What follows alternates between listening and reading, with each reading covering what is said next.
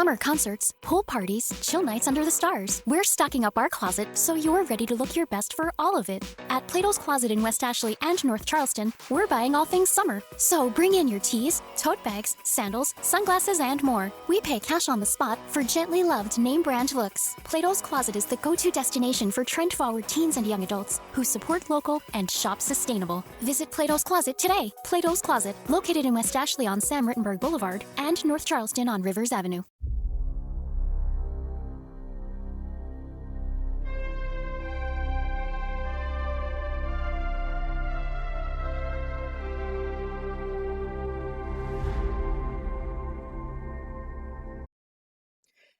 Greetings, space cadets and math nerds alike. Welcome back to Breaking Math, podcast where numbers get real and existential dread. That's maybe if you're ready to discover a new planet and talk about something with definite liftoff, like taking a rocket ship to Mars, and some space travel. What? Yes, space travel. Now, I'm your host, Autumn Phaneuf, and today we're going to be diving into some cute, quirky, logistical content about Mars in part one of this two-part series, joined with Zach Weinersmith to chat about his new book, A City on Mars.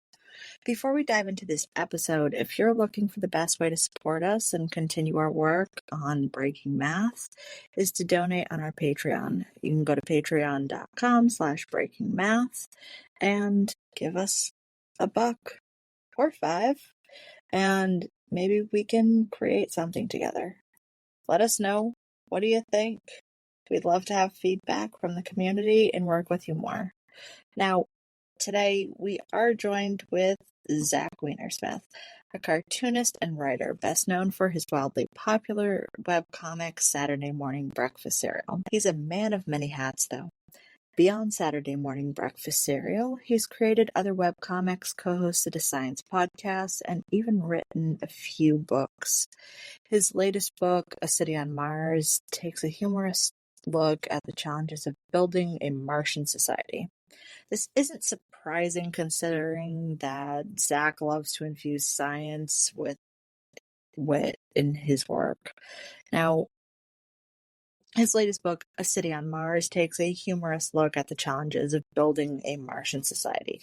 This isn't surprising considering Zach loves to infuse science with wit in his work. If you enjoy quirky humor and a good dose of where science meets punchlines, you quite often know that Zach isn't always a lone wolf. He's part of a dynamic science duo with his wife, Kelly. She's a biologist with a resume that boasts parasite research and holds a faculty position at Rice University. Together, they co-author witty science books like the New York Times bestseller Soonish, and now their latest book, A City on Mars. They've even teamed up for a science podcast, The Weekly Weinersmith. So buckle up for a science adventure with Zach and me and dive deep into the nitty-gritty building of a Martian society. Now, think red tape and resource scarcity and the ever-present existential dread of colonizing another planet. Basically, the relatable stuff for any office worker, right? Now, we're going to be dissecting the science, the humor, and the question of whether humanity can actually build a sustainable Mars without succumbing to the logistical nightmares. Now, Zach, how are you doing today? Super jazzed for you to be here. I'm crazy, but everyone's crazy in the post-COVID era, so it's not special anymore. I think that is so true. Everyone went from always being out and about to we're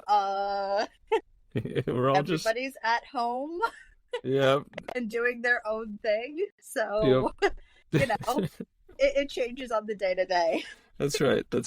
So tell us a little bit about yourself for our listeners beyond. Sure. I guess I write books and I draw pictures, and relevant to this conversation, my wife Kelly and I wrote. My wife is like a distinguished scientist; she's not just. We wrote a book on space settlement. The very short version of it is it was a 4-year research project that first 2 years, the assumption we were working on was that it was going to be a sort of very pro-space settlement, here's what comes next sort of book, and that it just sort of piece by piece became clear that that wasn't the picture, that broadly speaking, the feasibility, a lot of the stuff is misrepresented in media and by famous people with lots of money, and that there may be even some aspects of it that would be undesirable even if we could do it. And so it became a very, very different book. Not necessarily a pessimistic one, but let's say a more realistic one. I love your little disclaimer at the beginning and like the amount of salt. You're like, yes, we're pro-Mars settlement. And then it goes, wait, but there's a lot of problems that's going on. So much. Yeah. So, disappointing. Right? So you don't think about, but we feel really privileged living on Earth. And you kind of talk about that narration between being on Earth versus even the moon. Yeah. And One of my favorite sort of nerd intellectual games to bring up to give people a sense of the scope is like, if you had a budget of like, say, $1 trillion, could you make Earth as bad as Mars? Like you're just trying to absolutely devastate Earth so it couldn't harbor life of any like familiar kind. I don't think you could do it. It's that awful on Mars. Yep. So let's talk about that, right? So you had like 8 big points that you brought up. Yes. Well, let's delve into that a little bit. So we're talking about how are we going to save humanity for where we're going to end up on Mars? Is this really going to be our new home? Yeah. So one thing we call space myths. So they're, space has a kind of interesting history. So where if you talk to someone in the early part of the 20th century, it's like pure fantasy. It's like talking about werewolves or something. The idea that we go to the moon, and then all of a sudden, in a very brief period, it becomes very, very real and kind of scary because the route to it is through missiles. And I think we're kind of still dealing with the fallout of, not literally, well, a little bit literally the fallout, but that we went so quickly from nothing to guys on the moon that if you like look back at books from the 70s, there's a really deep belief that all sorts of things are about to change imminently. Kind of like how we feel about AI right now, I think. Only, I don't know what'll happen with AI, but in the case of like space expansion, for a variety of reasons, it just didn't happen. And there's I think a myth that it was down to like, well, the U.S. we lost our nerve and we should have kept investing. And it's like, well, no, I think if we have kept investing, we would have still been a very marginal program. Just because space is just much harder than expected. All the analogies to it being like the American frontier or the age of exploration won't do. And so in that time since, people have wanted a justification, a reason that this is a good idea. And I think a lot of sort of uplifting but basically incorrect ideas have sprouted in that gap. So, for example, there's widespread belief among a lot of space people that something called the overview effect is true. And the idea of the overview effect is you go to space and you look at Earth and you see that thin blue ribbon of atmosphere and you realize we're all fragile and beautiful and you don't see borders and you care more about the Earth and whatever it is. There's just no good evidence for it. It's a beautiful idea. It's obviously in some trivial sense true that if you go to space, many astronauts remark on this, that it's a kind of deeply moving experience. But there's no evidence that astronauts become like even better people morally. There are plenty of biographical pieces of evidence to the contrary. And so yeah, I mean, I could go down the line on this. I don't want to ramble on about it, but I'm happy to go through. So big topics that we really want to like delve into is like, will this make us rich? Yeah, make us rich. Like, think of like how we are going about our ecosystem right now. Right. Capitalism is the only thing that's going to get us there. So yes. Rich. So I would actually say, regardless of your sort of political leanings, space is almost certainly not going to make anyone rich, not even a billionaire who needs more billions. So, usually when we talk about this question, space will make us rich, there's a couple of particular things people mention. So an example is space-based solar power. The idea is you have these like huge photovoltaic arrays, they beam energy down to Earth, and we use it. And I won't get into the, I guess this is a math show. Maybe I should get into the details, but like, please do. Well, so it's essentially if you just run some numbers, so well, just to put the intuition to allow anyone to sort of run the numbers on the back of an envelope at home, even at the super cheap estimates we have now, which have really genuinely fallen in cost lately, it's something over $2,000 a kilogram to put something in space, right? So, you can look up a solar, the photovoltaic panel, like over on my barn over here. Each one of those, I think, weighs about 20 kilograms. So you're already starting at negative 40K per panel, right? Now you can offset that, of course, because there's more solar energy hitting you and there's no clouds and there's no night, so you're getting more energy per area. But like, because you start so far in the hole and it's so cheap to put up a panel in like Arizona, the numbers just don't stack. And then the other thing that people don't consider, which even like if you talk to some pretty hardcore space geeks, they'll point this out as a serious problem, which is that if you're a scientist, well, let me put it this way: if you look at the ISS, it's very big. A lot of what you're looking at, the International Space Station, for people who don't know. If you look at it, like you can pull it up on Wikipedia, a lot of what you're looking at is radiators, just things to dump heat. And you might say, but space is cold. And it turns out, though, when you're floating in void, there's not a lot to dump heat into, right? Like, so a blacksmith has a pool of water, even though they're surrounded by atmosphere that they could technically dump heat into. But you need those molecules to pull the heat away. So it's actually quite hard to dump heat in space. So you have to imagine you have a black solar photovoltaic surface always facing the sun. It's going to have a vast radiation system, right, that you don't require on Earth. And all of this is going to have to be maintained by some means, either by like astronauts floating around or fancy robots, because space is not empty. It's filled with radiation, but also high-speed like micrometeorites, not to mention the occasional larger object. And all this for like, a moderate improvement in the amount of energy by the time you beam it all back to Earth. So I could go on, but basically the numbers don't add up.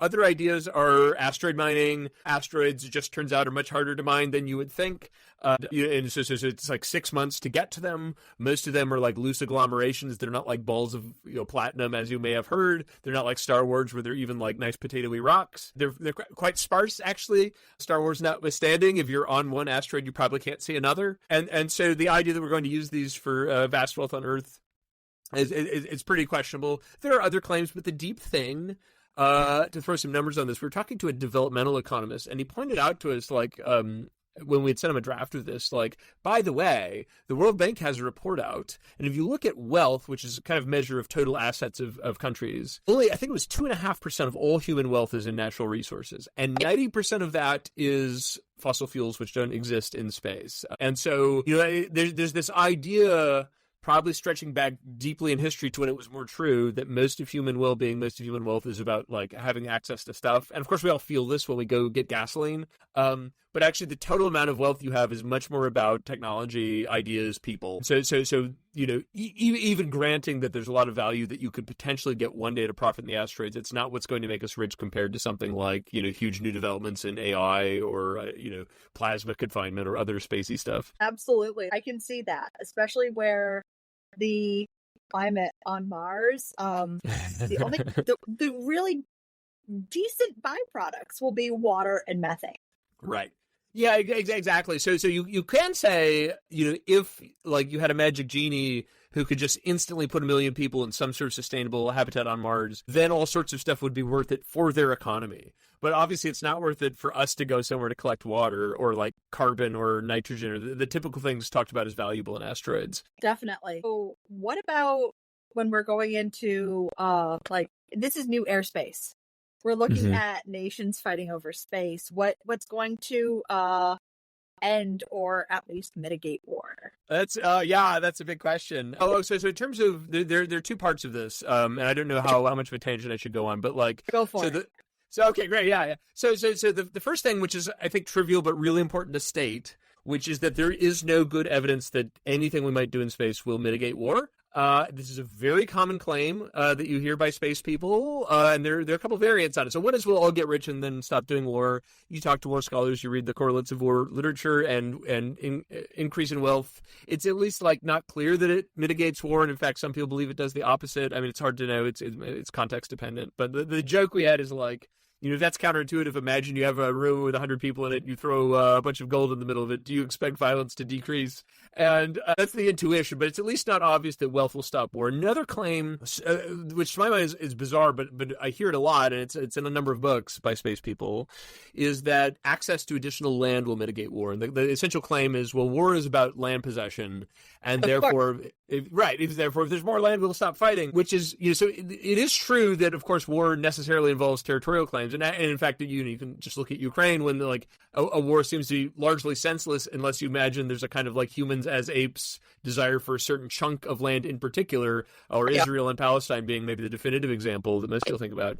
But like you can see how absurd this is if someone said to you, well, what if we just said to everybody in Ukraine, well, hey, you can have a Ukraine-sized chunk of Antarctica, right? Or you can have a Ukraine-sized chunk of, the Yukon or something. Like, obviously, they're not going for that because war is about particular territory. Another good example of that, which I don't know if we got into, if you look at the history of the American West when, like, mostly white settlers were allowed to essentially just dispossess land from Native Americans, right? So you had this huge swath of land where people were allowed, well, not people, white men were allowed to just grab chunks of land for almost free.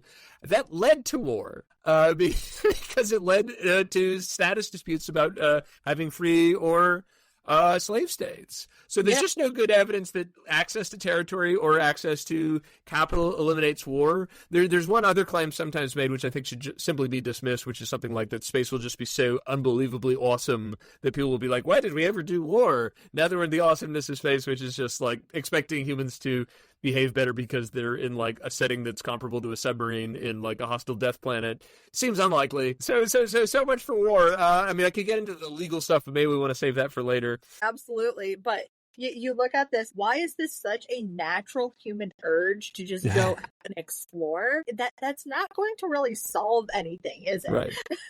No, I don't think so. I mean, to be clear, there's all sorts of good uses for space, like satellites for data transmission are awesome. They help us and they're good money. It's the second thing, which is trying to build an independent civilization on Mars. There's a desire for there to be some return on investment for it, I think, because it's just so objectively awesome. And I fully concede that it is absolutely the coolest thing I can imagine, or it's at least up there. But so there's a desire to glom on a kind of economic or even a sort of philosophical case for it, and usually the case is quite weak. For any of these cases so far, it does not unify us, no. And it really does not make us any wiser. No, I wish it did. I mean, like I said, I'm sure it's a transcendent, beautiful, magical experience, but I've read enough astronaut memoirs. I am waiting for the grand philosophical tome. The new Buddha from space has not arrived, and I don't anticipate they will. Yep.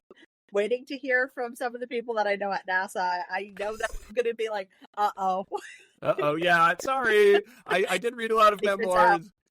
I mean, I've only got to name, like, without saying her name, because I don't want to, get into stuff, but, like, the one astronaut who tried to maybe murder her ex-boyfriend, who's also an astronaut, murder his new girlfriend. She was an astronaut. That was after going to space. This is a big media story, and I think it's since been sort of resolved, and so I don't want to like sort of make fun of someone who had clearly like a psychological episode and seems to have been fine since. But like, so just the idea that sort of well, there's other bad behavior, infidelity, all sorts of addiction problems, sexism. It didn't go away with all these people going to space. That's society. That's human nature as a whole. Right. Oh, yeah, I think there's just such a desire for space to be different. I mean, I think you talk about capitalism. A lot of the fantasies for space do involve a kind of like rugged frontier fantasy capitalism, like the Earth is bureaucratic and monocultural, and we want to get away and start over. There are also left wing versions of that. They're in my experience rarer, but they do exist. There's like, well, we could leave it all behind. We could leave behind corporations and this obsession with money and stuff. And I think, if you don't think you can do that on Earth, it's hard to imagine why a space civilization, which would for maybe centuries be highly dependent on the home planet, could do that. Even if we believe somehow human nature could be altered. I mean, thinking about that, like, people are still dependent on getting packages when going to space stations, right? Yes, utterly. People treats. Yeah, totally. No, 100%. Space food. We actually, we originally we had like a 7,000 word treatment on space food. We should publish it at some point. We were made to cut it down. It would have been like 10% of the book is about space food. But there's like a wonderfully rich history of like I now know the curator of Teasel Mere Harmony. She wrote a wonderful book called Operation Moonglow, but she also is in charge of the collection that like includes the fruitcake Armstrong didn't eat. We still have it. It's in the Smithsonian. Yeah, right. It's like that scene in Indiana Jones where they have the Ark of the Covenant, but we have the uneaten fruitcake of Armstrong. Okay. That is good to know. I would take a whole sample of that if it would take the book. I would publish a book with all of the illustrations on the side. It's totally. That's titled Fruitcakes and Other Food. Fruitcakes and other. Yeah, well, it is interesting. So, this gets into like talking about how bad it is in space in ways you don't think. Like, so part of why you would have fruitcake. I don't know in specific why fruitcake, other than it being the '60s and it being a bad time for cuisine in general. But part of what's going on is you don't want crumbs in space, so they would pick low crumb foods and then package them in bites. Because just crumbs floating around in the interior is a good way to mess up your hardware. So there's a lot of food choices oriented around that problem. Yep. So extremely dense chocolate cake. Totally. The Russians kind of do that. I mean, it's not chocolate cake. They have this. I don't remember if this ended up in the book, so I had to cut a lot of stuff. But they have. So Americans eat tortillas in space. That's our preferred bread. It's a low crumb, and it's also like an edible plate, right? Yeah. So that's since the 80s. That's what we use. And in Russia, though, they don't like tortillas. I don't know. They have something they call Barbie bites, meaning it's some bread that's been engineered to just be a super low crumb, like black bread, and they have it in bites. So you can get your bread fix, but it's done in such a way that it's safe for the equipment. That is very interesting. Yeah, I know. Heavy, dense pumpernickel. That's always what I imagine. Yeah, I always imagine like a super horribly thick. I like pumpernickel, but there, I don't know, there are limits. Yep, I definitely agree. But thinking about that, not just the food, not just all of the other stuff. What are the good cases? So well, the way I'd say, if you must, if the goal is to have a settlement, or we could even just say some kind of permanent human presence in space. The way we like to say it is space is very large. You may have heard. Really? But but the actual places you go are extremely limited, substantially smaller than the surface of the Earth. Right. So the only really serious locations, there are other places that people get into. Venus probably it takes third place, but the really serious locations are the Moon and Mars, and then after that you could add rotating space stations that are basically built spaceships in a Lagrange point. But we have a whole detailed treatment of this stuff in the book. The basic deal on the moon kind of sucks. It's very dead. It's got no atmosphere. The surface is I won't say toxic. It's made of what's called regolith, which if you put it under a microscope, it looks like tiny knives. It hasn't had water running over it or wind or anything for eons. And so it's just sharp rocks and glass. Not great.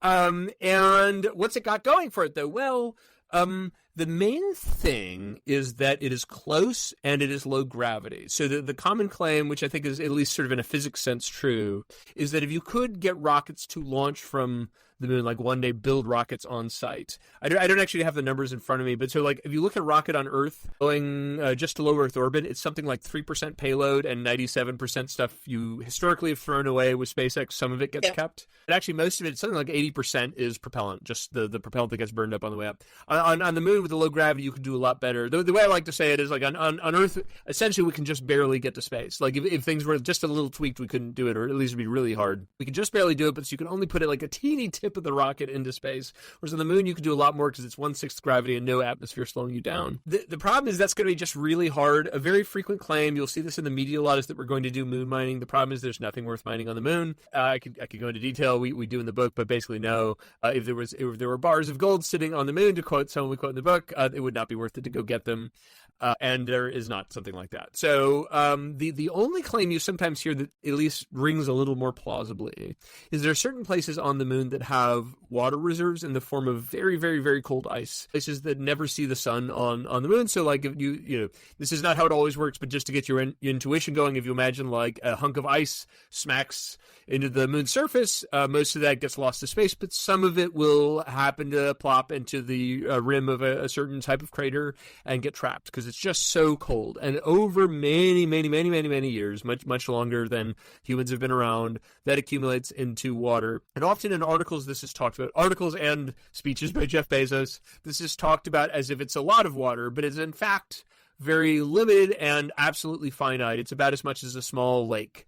and then it's gone. So the thought is, well, if you know your chemistry, you could get this water, break it into hydrogen and oxygen, which are some very good, fuel and oxidizer for rockets, and have other useful purposes for energy storage. And so maybe you could use it as a kind of gas station. And like I said, the problem is the amount of gas ups is pretty limited, and it's especially limited when you consider that most people would also like to use that water for drinking. Showers would be nice. Oxygen is something we like to breathe.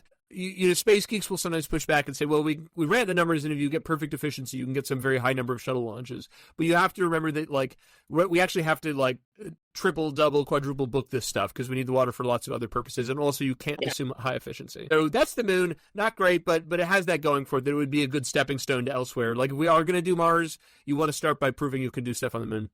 Mars, 6 months to get there or longer. The window isn't always open. You have to wait till it's the right position with respect to the Earth, unless you're imagining in some future date we have like fusion drives or something. Right. The main upside of Mars is it does have the complete set of elements we want. Mars doesn't. Like Mars, for example, is low in carbon, which is what we are made of. You can't just make it on site. It requires stellar processes to get more. So you got what you got. Mars has carbon. Actually, it's in the atmosphere, which, though very thin, has carbon dioxide. Normally, we don't like breathing thin, pure carbon dioxide, but does mean you have carbon and oxygen, and they're just there for the taking if you have the right equipment. Also, water is fairly available by space standards on Mars, both at the poles and if you dig down enough further down. The temperatures are fairly moderate, again, by space standards. They're actually temperate Earth in equatorial regions, although the idea of temperature gets a little weird when you're talking about 1% Earth pressure. Of course. Yeah. But all the stuff is there. So, like, if you want to talk about a place you could, at least in theory, in a kind of chemistry sense, have a permanent civilization that can survive the death of Earth, Mars is basically it. Other planets have the elemental buffet you'd like people talk about Venus, but Venus is like 90 times Earth pressure at the surface. It's hot enough to melt lead those are like part of its problems. And everywhere else is substantially worse. And then you get to rotating space stations. So, like, super cool. Clearly the most awesome visuals ever created for space are these like Tuscan suburbs, Tuscan villa-style suburbs in rotating toroids. It's just so cool. But, like, it's essentially space out on hard mode. If you count nothing else, you have to consider that you have to deliver mass to a Lagrange point on the order of millions of tons. And so that requires you to already master all sorts of processes elsewhere. So why you would just not sit on the mass, like on the moon or something, I've never understood. And then there are kind of like, non-trivial technical challenges. So, for example, if you're in a rotating wheel and it's unbalanced, if you've ever operated a centrifuge, that's bad, or a washing machine for that matter. And so the typical proposal is to have some kind of ballast shifting system, so you could shift weights or even like water with like hydraulic pumps to like, so if everybody goes to the Taylor Swift concert on one side, you're okay, you don't have to all die because everyone went to that side. So, there are ways to overcome this, but that's just to give a kind of insight into the deep technical challenges. So it's kind of space settlement on hard mode. The only argument for it, we think, is if, no human has ever been up in space for longer than 437 days consecutively. Mm-hmm. So if there's like deep health problems that emerge beyond, say, 3, 4, 5 years or longer, that you need full G, foremost among them, we think problems with reproduction. We don't know anything hardly about it. If you really need that full 1G, then rotating space wheels, or trying to live in the atmosphere of Venus, which, as we said, is a bad idea. Those are the only games in town, town being the solar system. So that would be the case for it, but there's not a good case otherwise. So, thinking about that, like, where you live, you have all of these toroid shapes. Yes. How are they packing them? How are they getting that up there? Like, I did origami for years.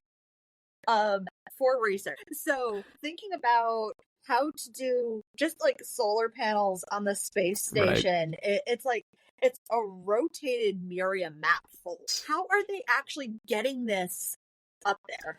Well, yeah. So as we said, you can just barely launch from Earth, right? So even at the drastically dropped price, even if you assume like Starship, which is this new giant vehicle by SpaceX, if you assume their claim that it'll get the price of launch down to like $10 per kilogram they're claiming to low Earth orbit, although presumably much more to, non-trivially more, let's say, to a Lagrange point or wherever else. So you try to imagine, that's pretty non-trivially expensive if you want to launch everything from Earth, never mind whatever environmental costs you're willing to incur, but the sheer number of launches requires. So for reference, like the biggest rocket ever, the Saturn V, I think could have delivered to low Earth orbit something on the order, I hope I'm not switching pounds per kilogram. I want to say 100 tons. I don't have it in front of me. It's about how much you could get to low Earth orbit. So a fairly small one of these rotating space stations, you want to like millions of tons. So it's pretty big scale. So very few people would say launch from Earth. I actually don't know anyone serious who would say that, because you have to get this mass. So the alternatives are usually said to be the moon or asteroids. So on the moon, the way this would work is you build what's called a mass driver, which is a sort of maglev train that just kind of goes up and then the track just stops. And so you would kind of just have a system that uses energy to fire stuff into space in like maybe containers, and then somewhere there's essentially a large catcher's mitt, a large sort of funnel that gets this stuff,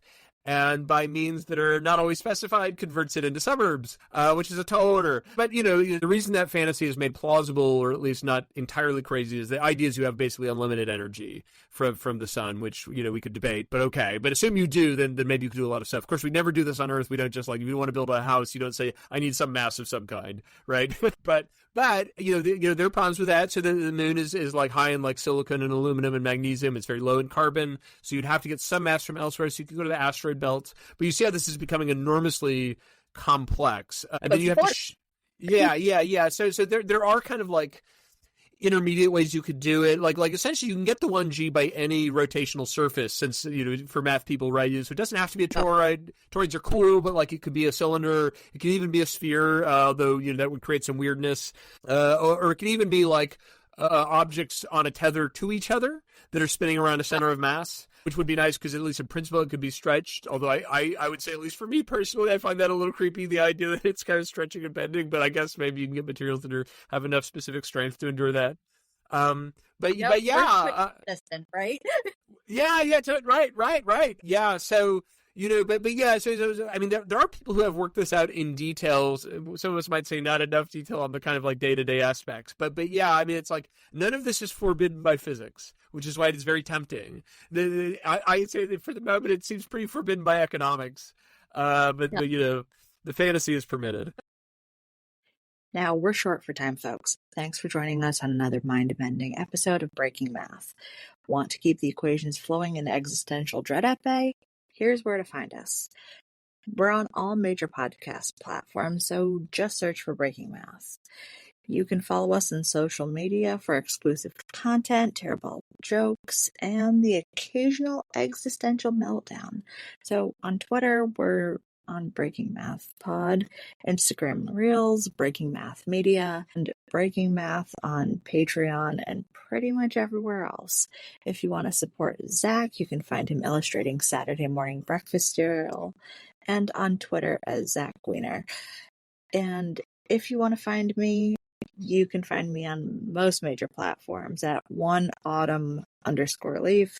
Sometimes it doesn't have the underscore, but sometimes it does. And if you're feeling particularly studious, check out our website at breakingmath.io for bonus content, blog posts, and maybe even a dog picture or two. Don't tell my co-host Gabe that there will be a dedicated page on the website for fans to submit pictures of their pets. That's going to be coming out very shortly. So until next time, stay curious, stay skeptical, and for goodness sake, do not leave for Mars just yet.